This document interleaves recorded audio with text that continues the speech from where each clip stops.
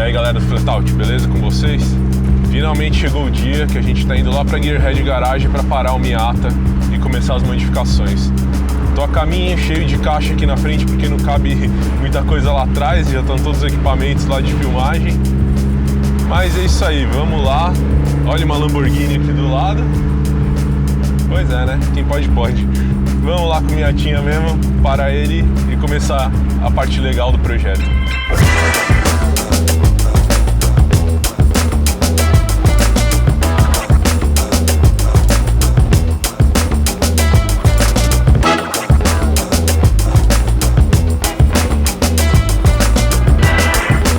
E aí, Caio?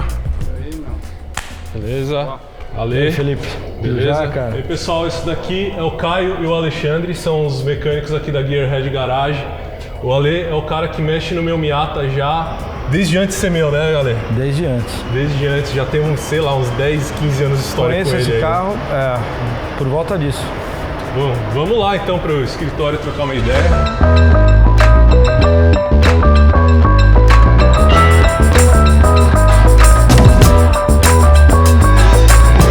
Chegou o dia, né, que a gente tá esperando já há uns anos aí, né? Conheço o Ale aí uns 5 anos, né, desde que eu comprei meu Miata, já contei a história mais ou menos. É isso aí. E finalmente, eu acho que desde que você me conhece eu já falo que a gente vai fazer alguma coisa, né? Sempre teve vontade, a ideia sempre foi um projeto no carro. Sempre, mas é isso aí. E aí, Ale, fala um pouquinho aí, cara, porque você trampa já há quanto tempo com Mazda, né? Trabalho com Mazda desde 96. Eu comecei trabalhando na concessionária, na Millennium, e depois de um tempo eu fui para a importadora. Eu trabalhei mais ou menos um ano até o encerramento da Mazda aqui no Brasil. Legal. Depois disso eu continuei trabalhando com Mazda, virou paixão. Primeiro trabalhando mais com peças e acabei abrindo oficina porque tá no sangue, não adianta. E aí você abriu a tua oficininha lá antiga, né? A princípio foi dentro de um galpão de peça, foi meio que separado um lugar para fazer a oficina, né? E depois aí eu conheci o Caio, conseguimos esse galpão e acabamos mudando para cá. Legal. Aí que a coisa começou a tomar mais forma, né? Com espaço. Você, Caio, começou igual a gente, assim, na brincadeira, aprendendo na marra, né? Mexer. Literalmente, meu. Eu não tinha... Adorava carro, mas não tinha noção nenhuma, né?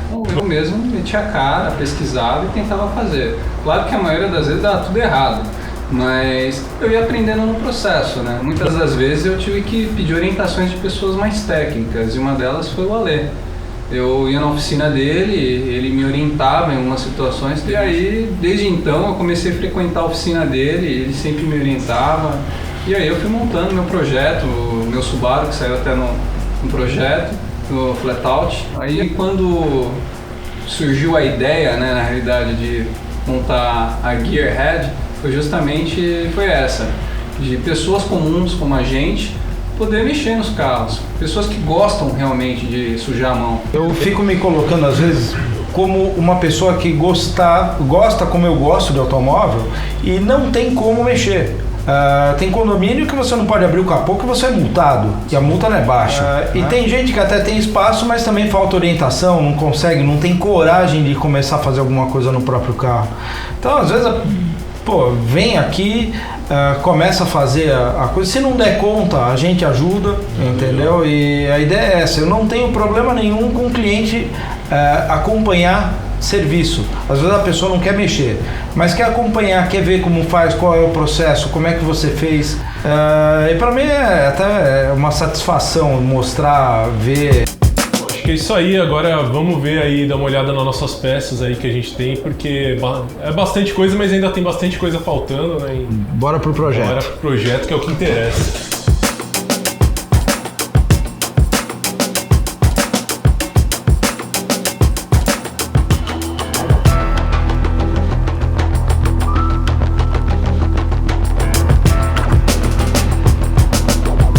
Aqui a gente tem todas as peças que compramos até agora, né, para fazer o projeto do Miata, né? Obviamente que tá todo mundo querendo saber essa criança aqui, que é um Eaton M62, que é bem pesado, principalmente por causa da polia. Você vê que todo o peso dela vem da frente, né? Ela é das Mercedes CLK SLK 230. Ela é bem difícil de achar hoje em dia. Então dá pra você ver aqui que é a parte da admissão dela aqui, né? Ele tem o coletorzinho que vem aqui atrás. A gente vai ver se vai conseguir utilizar esses coletores, né? Você vai ter que adaptar alguma coisa. Provavelmente a parte de ar, a parte de suporte, as polias, correias, esticadores, tudo isso vai ter que ser projetado, fabricado. Bomba de direção vai ter que... A bomba de direção, provavelmente a gente vai colocar uma elétrica, né? No lugar. Exatamente, substituir a bomba, aproveita o lugar da bomba da direção hidráulica. Sim. Para o supercharger, o sistema de polia também talvez a gente use e aí reposiciona a bomba usando uma elétrica. A potência do supercharger depende dos tamanhos da relação da polia, né? Isso. Nas Mercedes, com uma polia de 180 mm, se eu não me engano, ele produz 0,6 de pressão. A polia original do Miata é de 130 mm. Então a gente vai fabricar, na verdade, uma polia maior pro Miata. Por que a gente não vai fazer uma polia menor pro Supercharger? Porque esse daqui tem acoplamento eletromagnético, exatamente. A gente consegue ligar e desligar esse Supercharger, né? Então essa polia tem um limite do quanto você pode diminuir ela sem perder esse sistema, né? Então, como a gente vai preferir manter ele, a gente vai aumentar a polia do motor e com isso vai aumentar a relação das polias, né? E com isso gerar mais pressão, porque acontece, esse Supercharger ele é feito para motores acima de 2.0, né? O Miata é 1.8, então ele vai gerar mais pressão. Então com isso a gente não pode fazer uma polia do mesmo tamanho da Mercedes, porque o volume de ar é diferente. Então se a gente fazer uma polia muito maior, vai jogar 1 kg, 1.2 kg, alguma coisa assim. A nossa meta é ficar no máximo em 0.8, então pelos cálculos que a gente fez, um amigo nosso, Thiago, que não está mais entre nós, está num lugar melhor que chama França, que ele tem que esperar 2 meses chegar a peça, nem pagar 60%, né, de imposto sobre elas. Ele ajudou a gente com o cálculo, ele fez uma planilhinha muito legal para mim com volume, a gente achou o mapa de volume do Supercharger, e ele fez todo o cálculo para a gente ir lá, qual que é o diâmetro da polia para a pressão que a gente quer, se eu não me engano ficou em torno de 160, 165 milímetros. Bom, tomara que dê certo, né? Aí a gente vai fabricar, a gente vai arranjar, vai precisar fabricar essa polia e aí a gente vai instalar e ver quanto que vai vir de pressão. Se precisar aumentar, diminuir, depois a gente vê. Mas provavelmente vai dar certo. Uma coisa que eu acho que é muito difícil da gente ver aqui, né, Ale? Intercooler de água. Por que a gente não quer fazer um intercooler normal de ar? Porque a tubulação é muito grande, né? E aí com isso a gente tem um pouquinho de lag, né? Aumenta o lag. Normalmente aumenta o lag, aumenta a parte de tubulação toda e é bem eficiente também esse sistema, muito pouco conhecido aqui. Até lá fora é muito fácil, você vê muito isso daqui em carros de arrancada, porque como ele funciona com água, o pessoal coloca nitrogênio para resfriar rápido numa arrancada, né? Exato. E os sistemas originais, às vezes, de Supercharger, que ficam principalmente nos motores V8, que fica em cima, né, ali do motor, ele tem um radiador ali um intercooler de água, né? Que fica entre o cabeçote e o Supercharger. Esse daqui é um sistema para um carro igual ao nosso 4 cilindros, que o Supercharger vai ficar na lateral, em cima do coletor, né? Vai vir a tubulação entrar aqui e vai entrar na admissão. E aí tem essas duas saidinhas aqui de água que vão vir para esse radiadorzinho aqui que vai ficar na frente, né? Então vai ficar um sistema fechado aqui vai ficar, na verdade, né, embaixo, na boca ali. O cara quebra o negócio da cabeça. Vai ficar embaixo, né, ali na boca e vai ter um sistema de resfriamento. Tem uma bomba aqui no meio ainda. Vai ter uma bomba, para poder fazer a circulação. Uma bomba e um reservatório, né? Exatamente. É um sistema que aqui não usam muito, eu acho que, claro que sim, obviamente, todo mundo fala, mas o Supercharger não tem lag, né? Ele não tem, mas se você começa a fazer uma tubulação muito grande, ele vai ter um pequeno ali. Então, desse jeito, cara, a gente praticamente zera, né, o lag. Sem falar que fica compacto a coisa. Sem falar que fica compacto, porque não fica aquele monte de cano passando pelado no cofre que, para o princípio, parece ser bonito. Sim. Mas não é muito eficiente. O Miata não tem tanto espaço assim também, né? Exatamente. Bom, vamos para a parte também dos freios agora, que foi inclusive uma das primeiras, né, que eu comecei a fazer, a comprar as peças.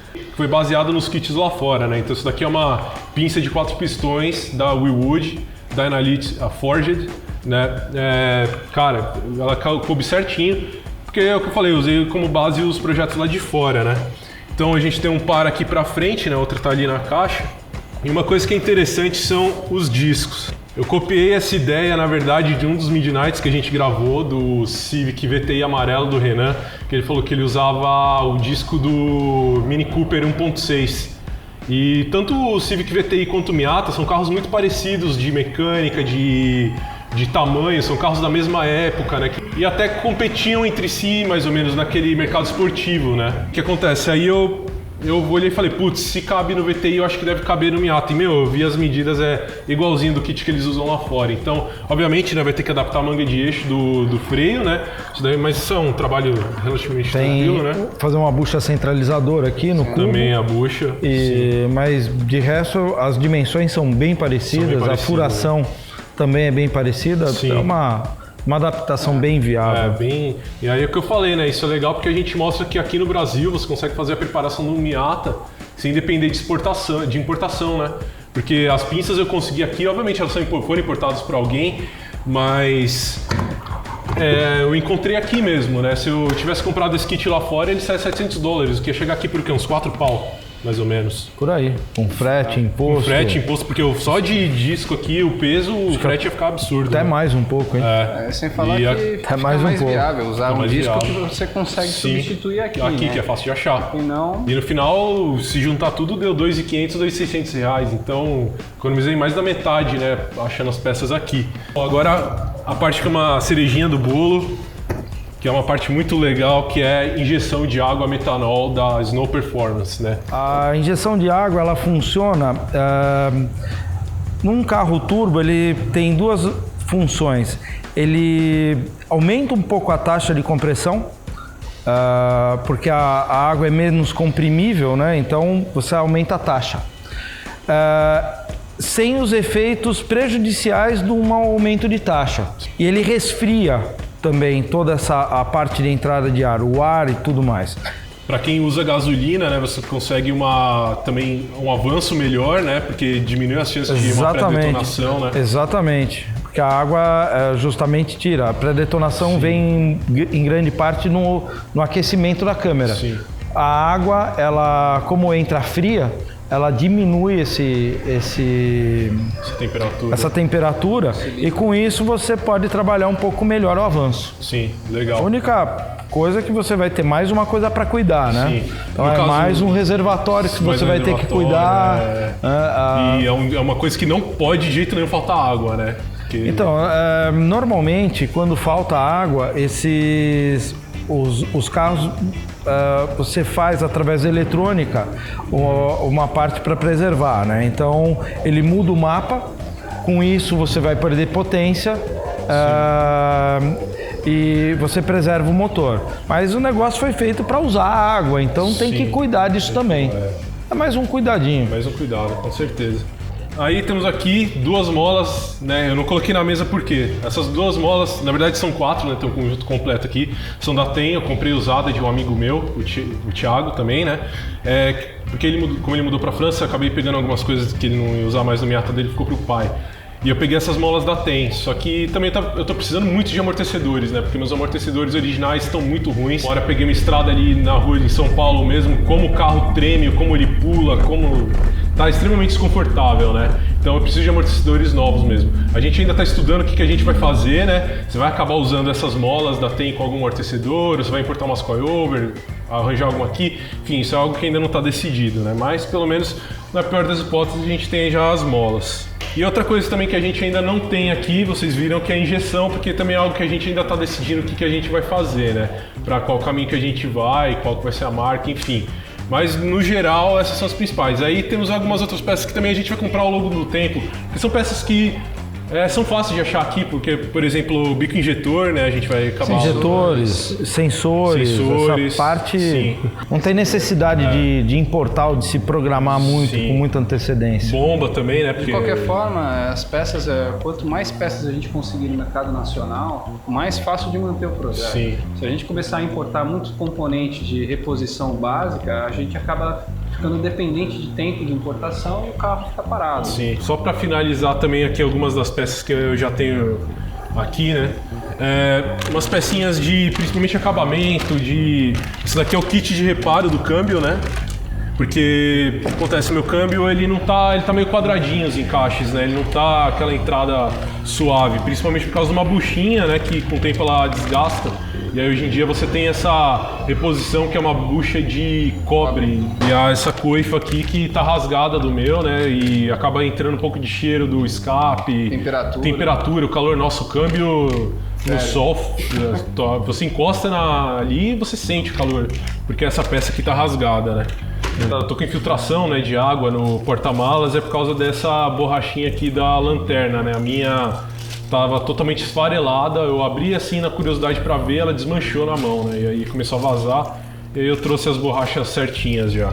Bom, e agora também, né, a última peça aí que fica faltando das que a gente tem aqui, que é essa lanterna aqui da seta que a gente vai instalar o DRL. Teve muita gente que me questionou, tipo, pô, você vai pôr DRL num carro que não tem DRL original, isso vai dar problema, tal, com a polícia, não sei o que. Na verdade, o Miata tem DRL original, só que originalmente ele é laranja.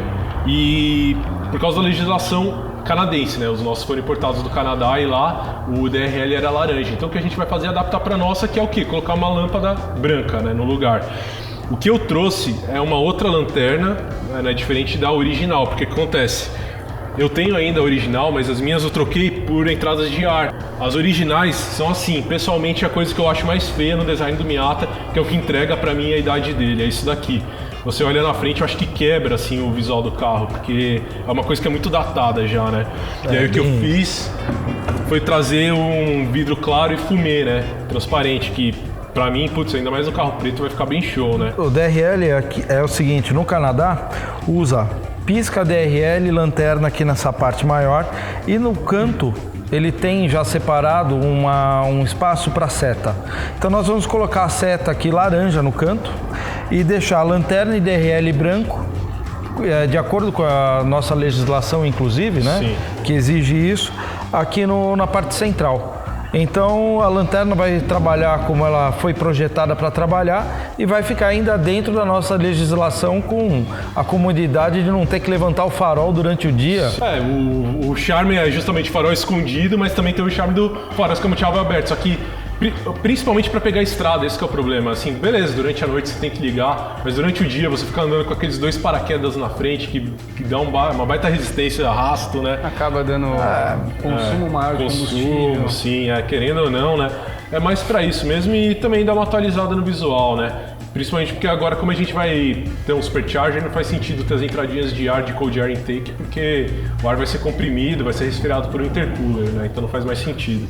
Bom, aí agora a gente deu uma olhada então em todas as peças que a gente tem, né, até agora, falamos um pouco das que a gente ainda vai comprar. Vamos puxar o Miata aqui pra frente para dar uma olhadinha, abrir o capô e falar o que a gente vai fazer também no motor, porque a gente vai ter que fazer uma bela revisão nele.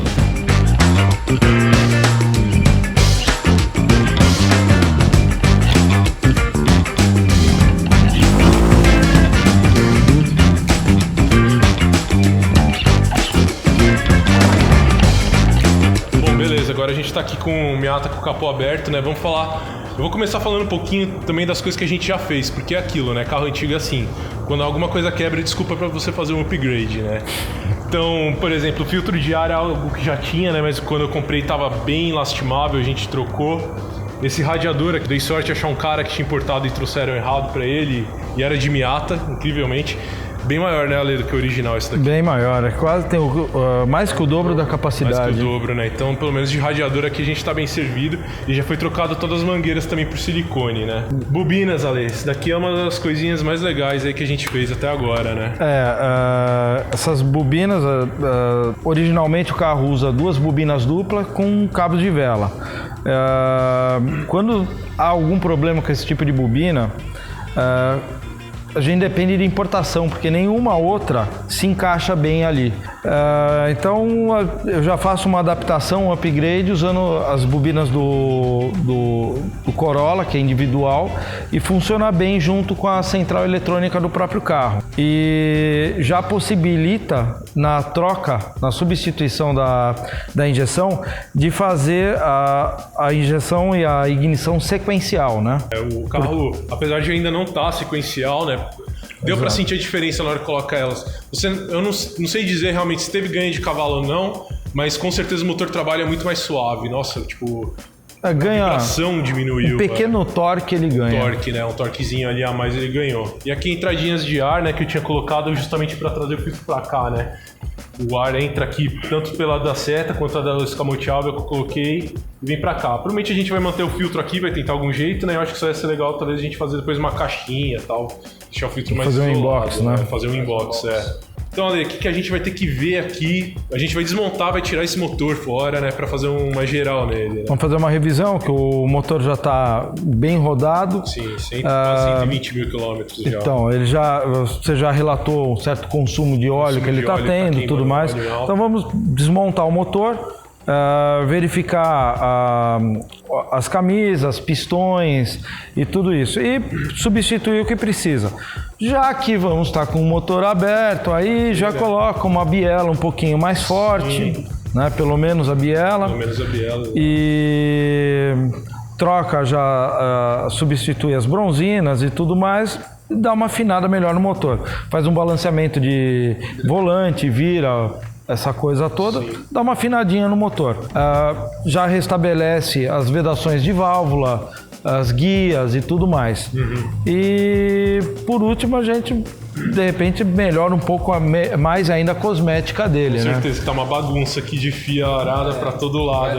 Com a injeção programável dá pra gente limpar bem aí essa parte de mangueirinhas de vácuo e fios, esse tipo de coisa, né? Tem bastante. Bom, com isso daqui a gente então finaliza aí o planejamento do motor, né? Do que vai ser feito. E o primeiro episódio, né? A primeira peça, aliás, que a gente vai começar a fazer vai ser os freios, né? Porque é o que a gente já tem completo, já tem as pinças, já tem o disco, tem as pastilhas.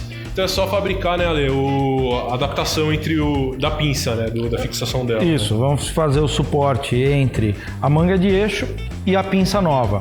E a parte de centralização, tudo do disco. Tá. Que veio do Mini. Também, sim, que veio exatamente. Do Mini, Bom, pessoal, é isso aí então. Espero que vocês tenham gostado aí dessa prévia do que a gente vai fazer no Miata. Vai dar bastante trabalho, né, Ale? Vai ter muita coisa aí que a gente vai produzir.